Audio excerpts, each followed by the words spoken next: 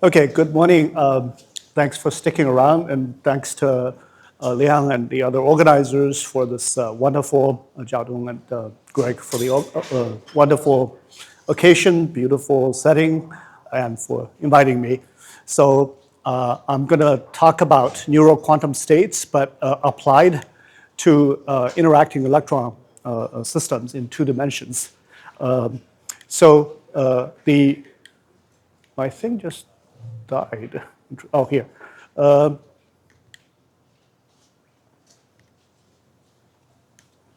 Not reacting very well.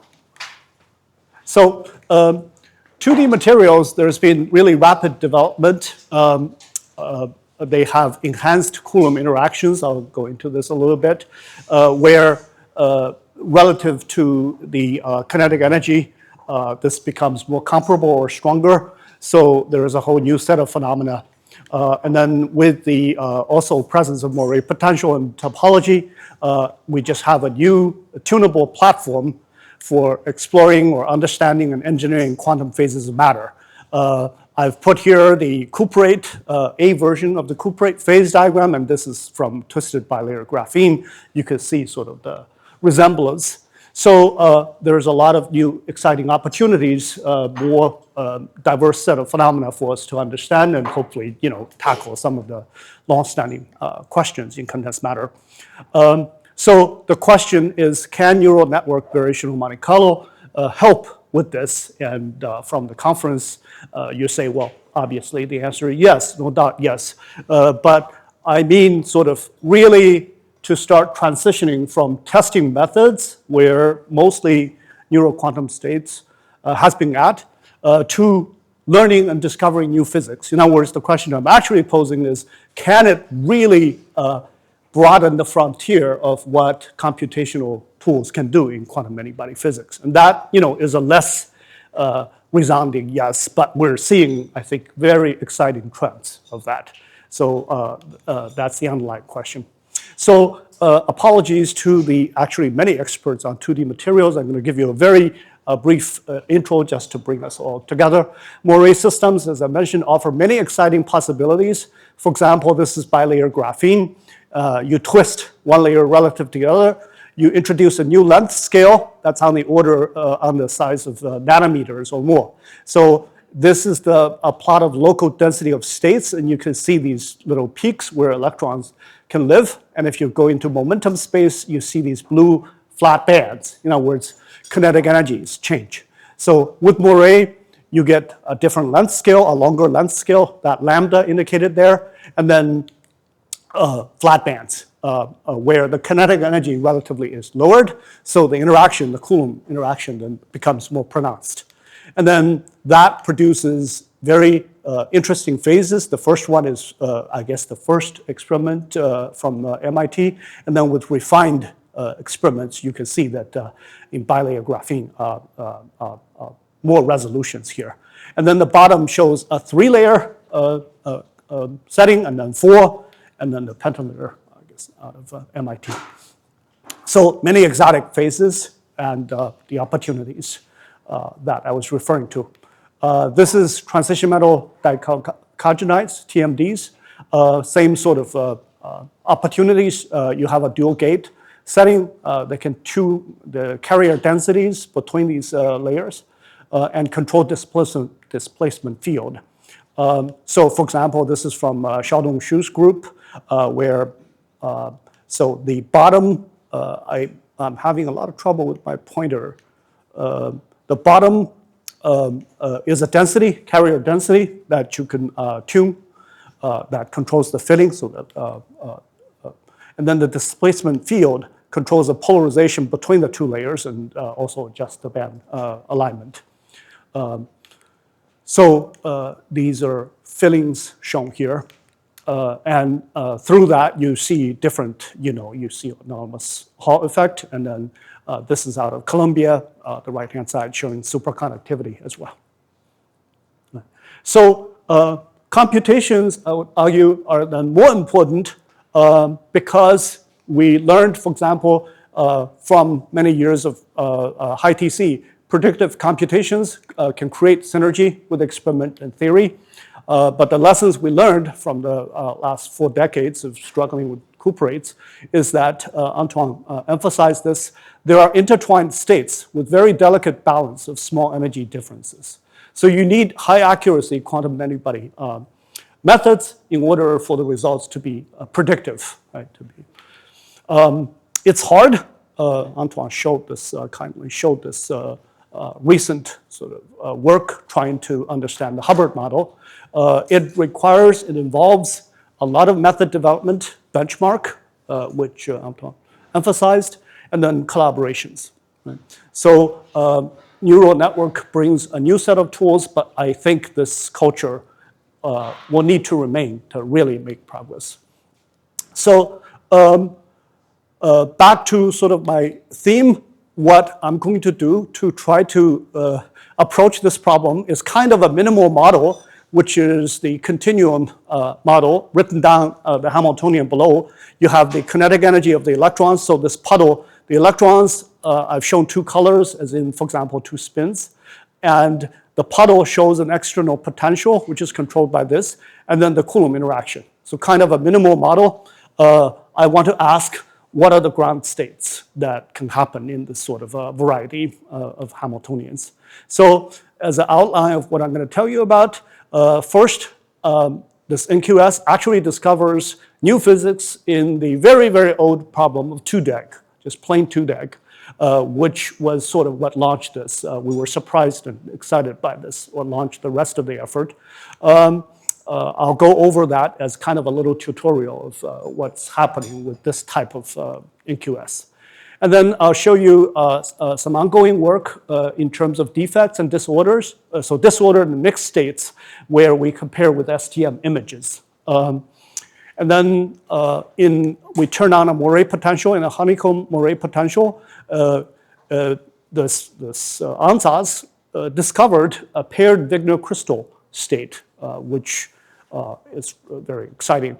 And then the last part tries to address current, very, very interesting anomalous Hall crystal problem. Yes? Now you're working at Moiré scale, so I was just wondering what motivates you to use this non-relativistic kinetic energy instead of something like a direct. Yes, so as a first step, so for example, the connection was 2-deg. Clearly, that was the thing that went into density functional theory. So for example, just as a fundamental model, but you'll see later we actually try to refine this. So again, through this, I hope to bring out, or at least a question for us to discuss, which is what AI can and cannot do right now in quantum many-body physics. It's not right now an or be all kind of solution, right? But it can add a lot. So this is the 2-deg again, the Hamiltonian now, the kinetic energy, and then the Coulomb interaction. So in this little box, you have 2 spins. And this problem, the physics is specified by a single parameter, RS, which is the average separation between electrons.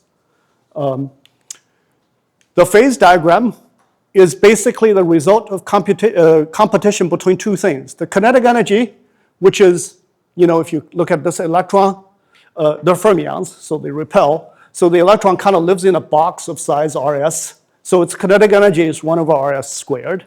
And the average interaction energy is 1 over RS.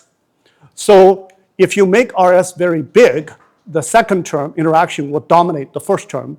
So as a function of RS on this axis, right, there's only one axis, there's a phase diagram. My pointer is not moving again. So you can see that eventually at large RS, it forms a Wigner crystal. It's classical. The particles will just localize. But at smaller RS, or high density, it's a Fermi liquid. And there's a transition which happens about in atomic unit 31 also, according to this paper, Drummond and Neitz. Here's from that paper what happened, how these numbers were determined. It required separate ansatz for each phase. So for example, you can see in the legends, we put down a variational wave function that is for a Fermi liquid. We compute the energy as a function of RS, and that would be this red curve, paramagnetic Fermi liquid. And then we can also put down a crystal where the crystal is localized with Gaussian pockets. And then we compute its energy. we ask where does it cross? So for example, there's a crossing here at about 30. That's where that red 31 came from. So for example, one simple ansatz one could do is what I've written down here. Psi as a function of r, r is the image on top, electron coordinates, is given by a Slater determinant where you specify some orbitals, so psi 1, psi 2, and so on. You compute the electron, put the electron positions in there. This is antisymmetric, and that's called a Slater determinant, as we learned. And then this is a Jastrow factor, which involves correlations. So for example, this different ansatz, the Fermi liquid, you would put in plane waves for these orbitals.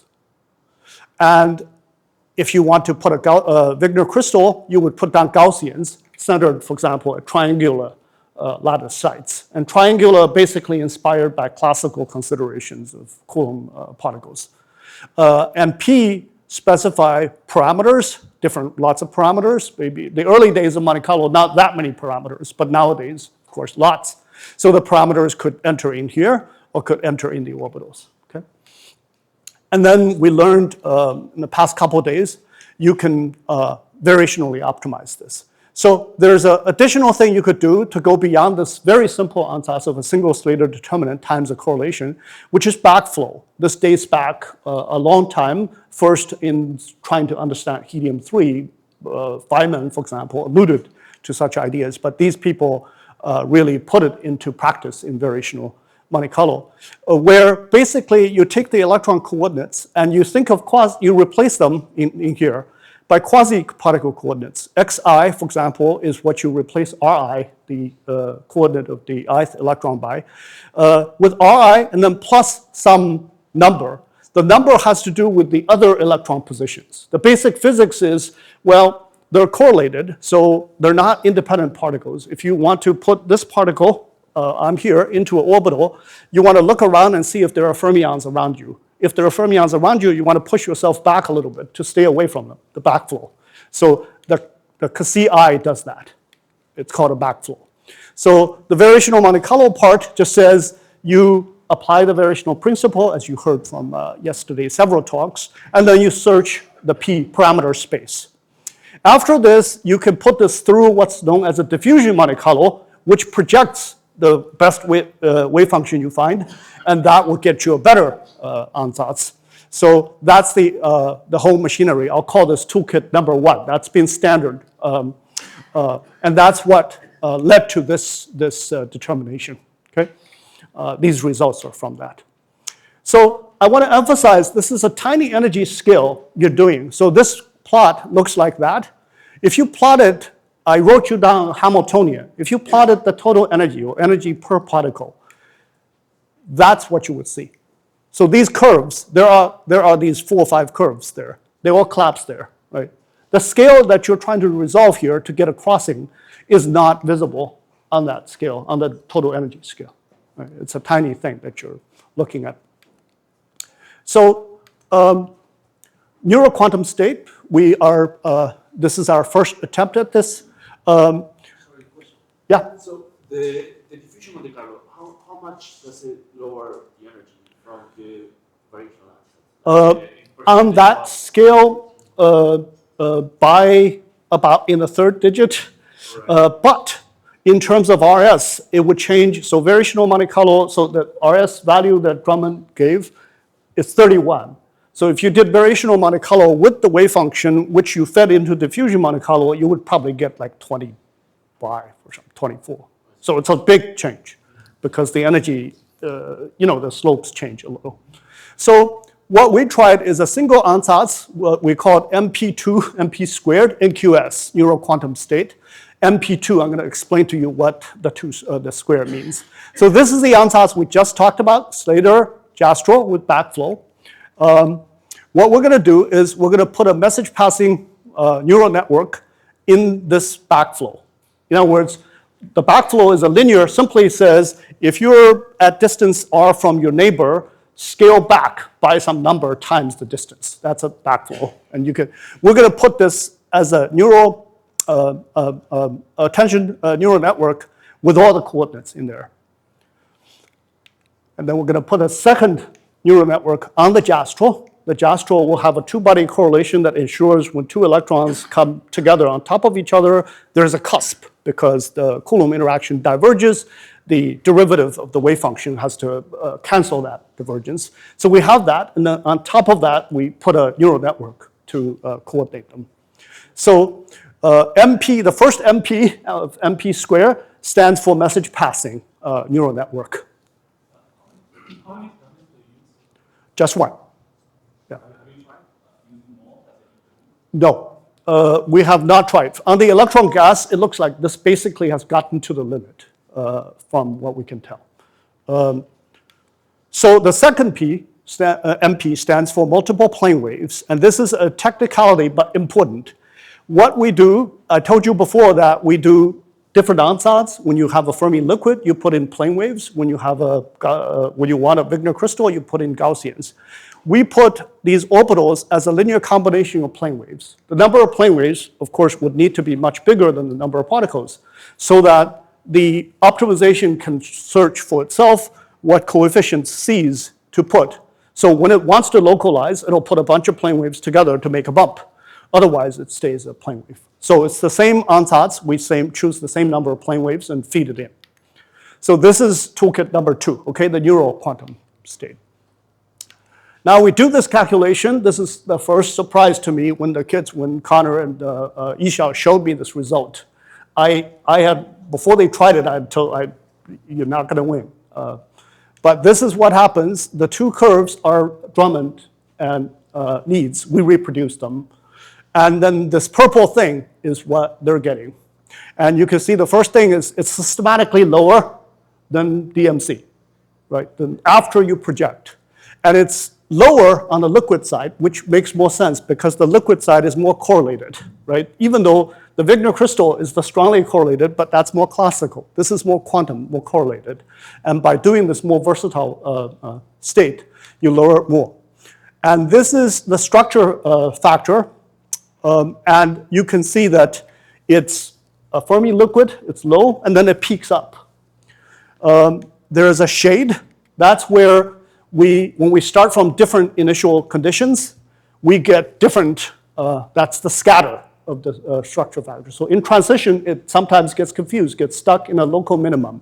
But the shades are all the data that we find. Random starts within some energy window of the best. And that's the shade. Sure, just a question of this. So the transition is first order, right? Yes, that's the belief. That seems to be a test in the energy. Right? Yeah. So when you say that you fall in different local minima from different initial conditions, that's, I mean, if there were only two local minima, that's what you would expect. Yes. First order transition. Is that what you find, or you find many? It's more like defects. So in other words, it forms triangular lattice, but sometimes with a small frustration. That sort of states. So that's why the structure factor is not as big. So the energy, of course, this purple line has one curve.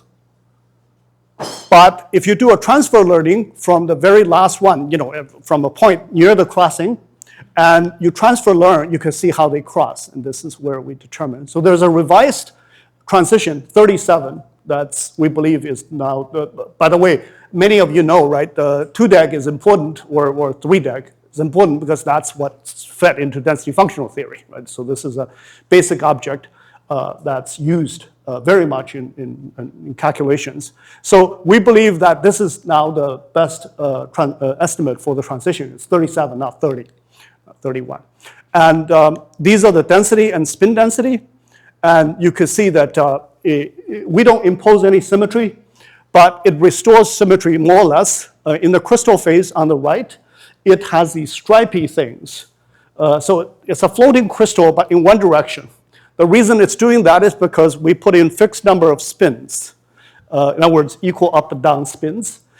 In reality, this should be a triangular lattice that has tilted spins. So that's why the spins couldn't translate. So it's one directional. I'll show you the picture you see. So this is the correlation function. For example, charge correlation function forms this triangular lattice. And spin correlation, you can see that this is what it tries to do. The best it can to do a 120-degree spin order is to do this sort of a stripe. when we dictate. The more interesting thing, so this is kind of mildly impressive that got better energy. But we look in between, we had a surprise. So this is the spin correlation function. The left is at RS of 5, which is a Fermi liquid. And the right is Wigner crystal. You see this structure. But in between, we persistently see this. A little two blob thing that's symmetry broken in some random direction. So, and this happens in a large range before you get into the Wigner crystal. So in other words, the spins locally, if I'm an upspin, I have correlations that break rotational symmetry. So it's a nematic correlation, short range correlation.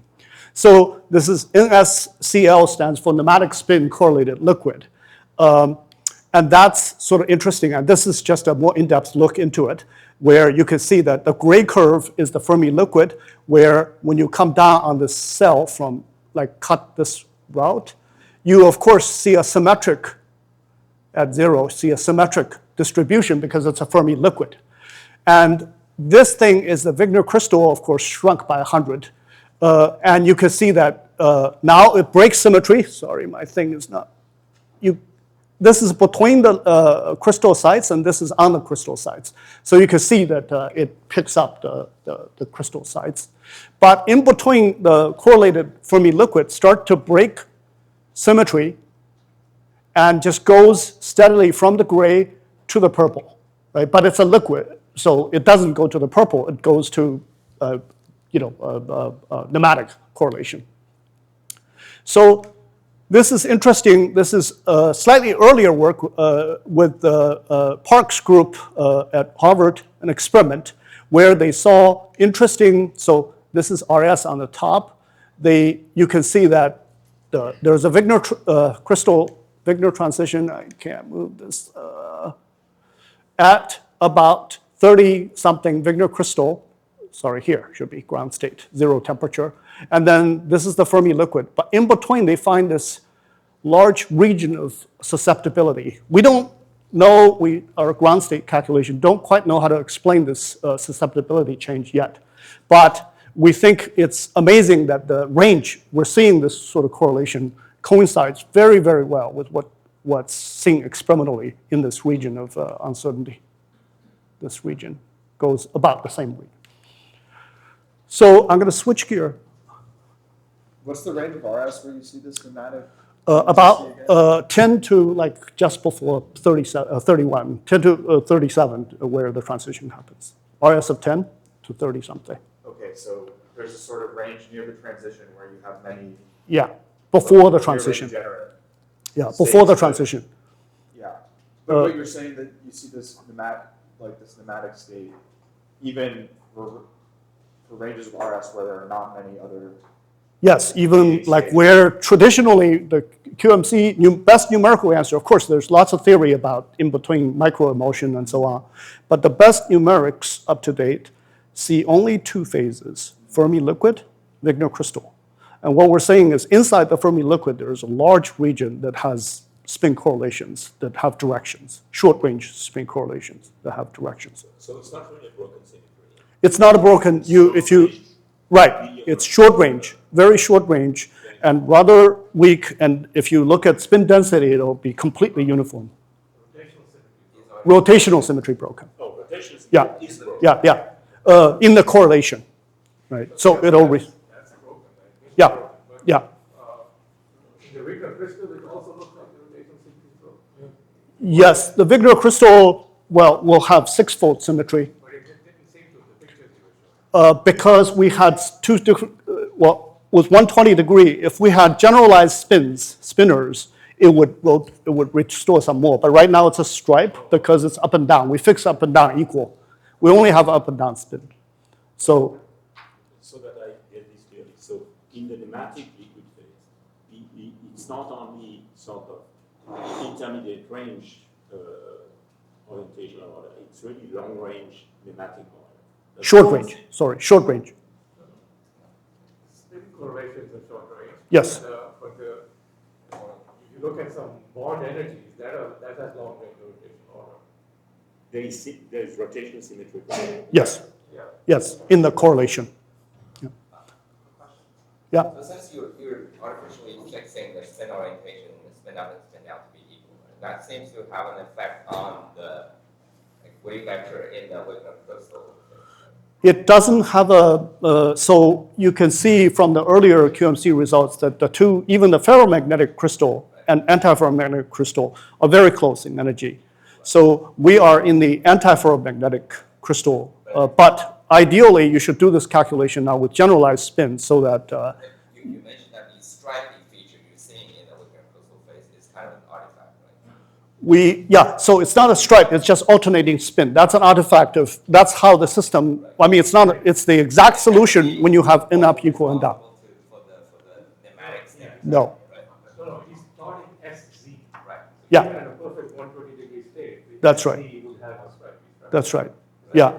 So, but we are not able to project a XY direction spin because of the ansatz we locked it in. For the wave function.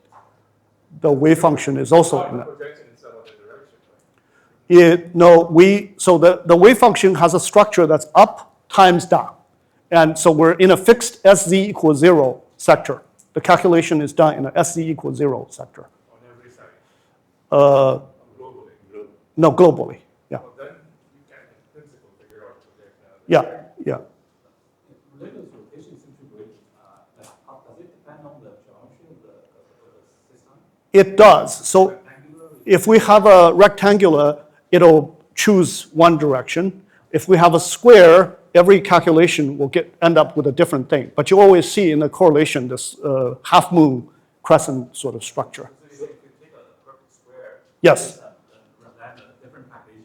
Right. The each run will give you a different correlation, but it seems to always prefer a direction randomly. So there's a phase transition at some critical hours, short of 10. That's For the, I don't know if it's a phase transition. orientation. I don't know how it, it could be it could be second, or it could be, I don't know if it's a phase or not. And something, there's a onset. So changing gears, how much time do I have? I probably went too slowly.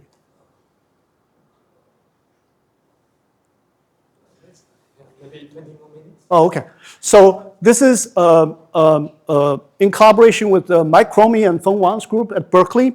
They did these amazing, they came to us, they had these experiments with STM where they could visualize defects. So for example, they identify there's a charge defect where they can measure sort of the potential. Right? So they know that this defect is located here, is charged. And these are defects that are isovalent, so it has a small effect, but it's not charged. So there's an electron gas that lives in this domain. And they see weird patterns, and they brought to us and said, do we understand this? So we started doing calculations. And these are hard, right, because it's disordered and mixed, you see mixed states.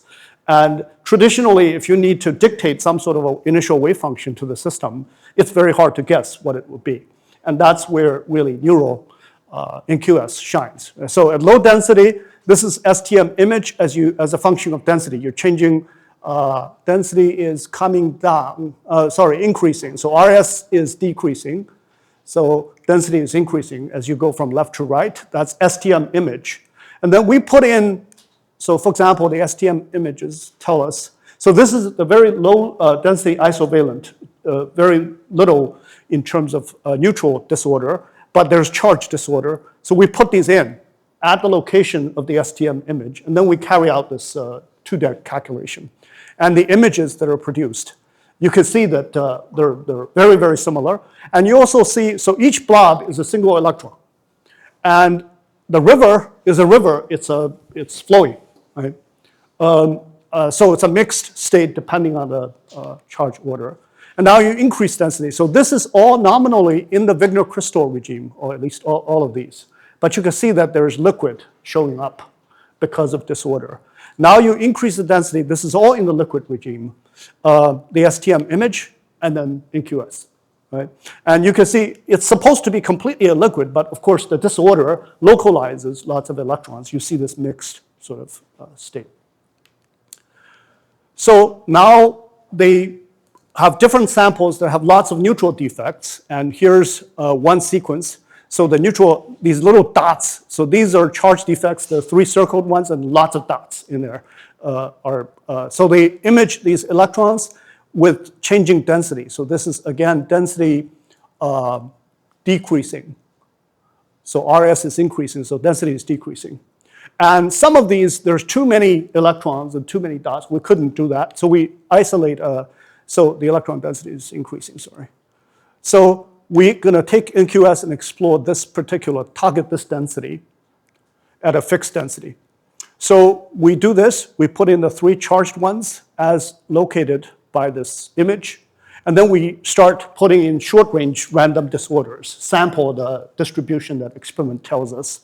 So this has no short-range disorder, and you see a liquid, as you should. So there's, but it's different. So it's targeting the experimental density in the box. Clearly, they don't agree. Now we put in 1/4 of what experiment measures as the neutral disorder, and you can see a pattern that emerges. We put in 1/2, we put in 1. And as the experimental projection says, so you have a disorder-induced Wigner solid. So now it's completely localized state. So the positions of this order here, they're from the experiment, or? Yeah, so the charged positions are exactly from experiment. We have the STM image. We read off, we put in the simulation. The short-range disorders are many, so experiment tells us the positions. When we do 1/4, we randomly sample out of the positions, 1/4. Yeah, so when we do, it's not average, it's just one sample. But there's enough that it's the same when you do. So when we say in short range equal 1, the last image, it's all the experimental defects are in there. What about the sign of the disorder, I guess. Yeah, they know that. So it's the first page show, it's a little repulsion. Yeah. So I think this is just really cool, but hopefully this gives us lots of new opportunities to study actual questions. For example, Anderson localization versus Wigner crystallization, what happens to the metal insulator transition and so on. Now, I think one is in a much better position with more confidence to probe these questions. What material is this in? This is a TMD. Is it bilayer MOS too? Like that's what Bang Long's earlier. I forgot. This is much cleaner than that. Okay. Yeah. But we are electron gas, right? The theory is electron gas. So I'm going to now turn on some Moiré potential. This term, I think you've seen this before from earlier talks. We put in a Moiré potential of structure, and now you have this reduced Hamiltonian. And there are 2 parameters now, RS and then the depth of the Moiré potential lambda, or V over W, you see it expressed as. So that means the puddle is deeper or shallower. So I won't talk about these, but we did earlier work on the triangular lattice. This is from toolkit number 1, diffusion, variational and diffusion Monte Carlo, that showed there are 2 phases. There's this 120, what we were failing to see in the electron gas. This is 120 degree order. So there's a paramagnetic to nail ordered 120 ordered transition. And this is the honeycomb lattice, where there's interestingly spontaneous ferromagnetic metal coming from, as you increase the Moiré potential depth, from a paramagnetic metal to a ferromagnetic metal, and then a ferromagnetic charge density wave state. So after this, we were looking at 1/4 fitting. So 1/4 means 1 electron out of every 4 Moiré minimum in a honeycomb lattice. So this is kind of the landscape, right? There's 8 puddles there, and there's 2 electrons, 1 up, 1 down. And Connor was playing with this. And if you apply toolkit number 1, you do DFT or do a variational Monte Carlo, diffusion Monte Carlo, you project, it forms a bond, valence bond solid with each electron kind of hopping 2 sides, and they just localize. And that's what it looks like. But if you turn on NQS, we were surprised. It found this structure, where there are 2 electrons on each ring, and you can see some sites are not occupied. 2 electrons on each ring, and they do this. So the 2 electrons are one up, one down. They form a pair on a ring. And then the rings Wigner crystallize. So you have a kind of a molecular Wigner crystal, but this molecular crystal is a little different from the usual molecular crystal that people have seen, where you have a quantum dot, you put in lots of particles, and the dot kind of confines them, right? That naturally forms a crystal.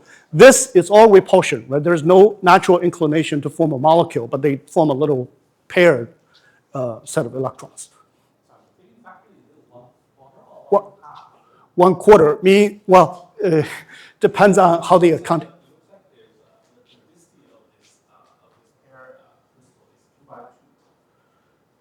Yes, the paired, yes. So there's one like this. There's 1 electron every 4 minima, 4 Moiré minima. This is a honeycomb lattice. And you see that given the missing sites, the accounting is correct. There's roughly 2 electrons here, and there are sites that are empty. Yeah.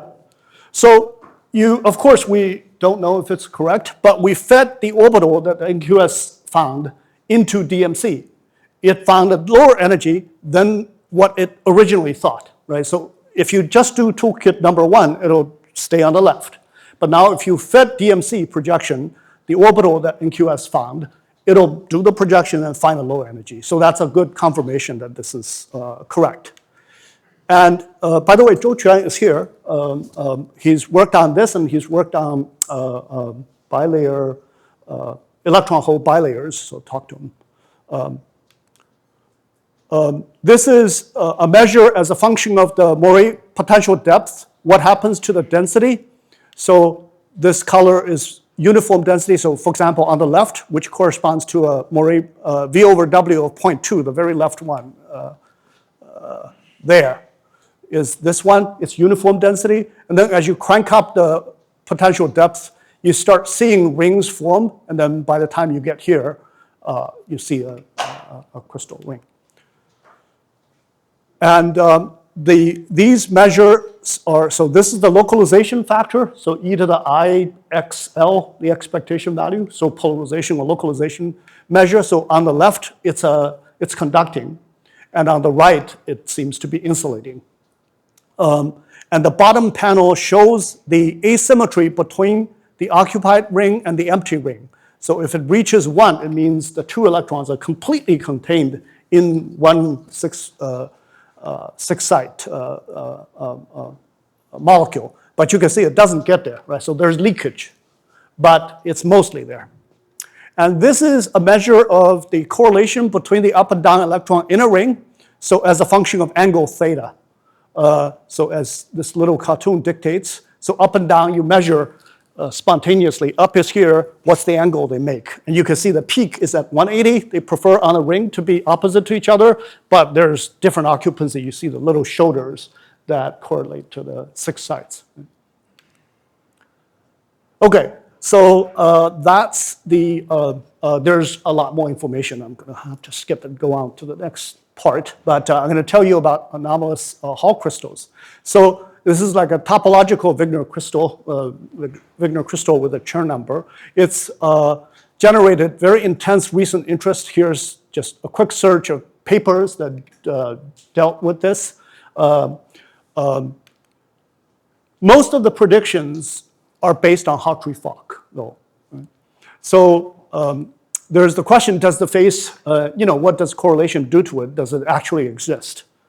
So this is an effort by Agnes, who's a postdoctoral fellow at CCQ. She organized this large collaboration from Harvard, Ashvin's group, and Dan Parker, now at UCSD, and also Weizmann Institute, Arisberg, and his student Yar, and several of us at Flatiron. So now the Hamiltonian we're looking at has this form where you recognize the second part as a 2-deg, the thing we've been looking at. But the first part introduces 2 bands, and you try to project this with a delta that's large. So the lower band is flat, and lambda in there controls the local Berry curvature. So this is the Hartree-Fock phase diagram obtained by the Harvard group, and you can see that this pinkish thing is a AHC, anomalous Hall crystal. Large regions of lambda, vertical axis is lambda, so the bottom axis here is RS, and this is lambda equals 0. So this is the normal 2-deg, and this is with topology. So a large region of AHC. But you should recall, so this Hartree-Fock predicts that the Wigner crystal transition happens at RS of 2. In reality, you remember the magic number for 37, right? So it's very, very, very wrong here. So a natural question is, can this survive correlation? So that's what we try to do. This is now the NQS VMC phase diagram as a function of RS and lambda. It seems to survive with this. This blue thing now is the AHC, and the little triangle is the Wigner crystal. So compared to this phase diagram, it seems like all the phases kind of survive, but they're very different. The color is also different, so I'm going to try to show you what happens. So this is the same phase diagram. I squeeze it to the same scale because we only went up to lambda of 1.2, which is about here. And I stretch this RS out to be this range, and this goes to 30, right? So it should be here. And that's what it looks like. So you can see that the liquid comes down like this, it should go to 37 also, right? This ansatz should connect with the 2-deg. And this is the Wigner crystal, the blue, and that pinkish thing is the Hall crystal. And then the top is interesting. It's a hollow halo Wigner crystal. I'll show you sort of what it looks like. Okay? So here's the property for 4 points as the 4 symbols denote. So the liquid, AHC, normal Wigner crystal, and then the halo Wigner crystal. That's charge density. It broke symmetry, the calculation. And this is the structure factor. And you see in the crystal phase, right, the crystal structure factor is shown. And the bottom row is momentum distribution. So the left is a Fermi liquid. You see the jump. And then the Wigner crystal, smooth as this is out, you can't see. And then the halo one it's a large lambda, so it has 0 occupancy at 0 momentum. Now, I'm not showing you the Chern number. You have to determine the Chern number to see that it's actually in that phase. So let me wrap up. So I think I've mentioned all the collaborators. So the top row are colleagues at CCQ. I've mentioned Connor, Agnes, and Zhou Chuan is here, and Miguel Morales, my colleague. And the second row are 3 ex-CCQ. Paul has started his faculty job. Ryan is with Psi Quantum, and Yishao is at ByteDance now. And my Chrome's group, and the various other experimental groups and theory groups we collaborated with. So let me leave these. So the 4 sort of things I talked about. And as Antoine mentioned, check us out for the faculty and postdoctoral openings. That's the site that you can look at the openings as they're updated. So thank you very much.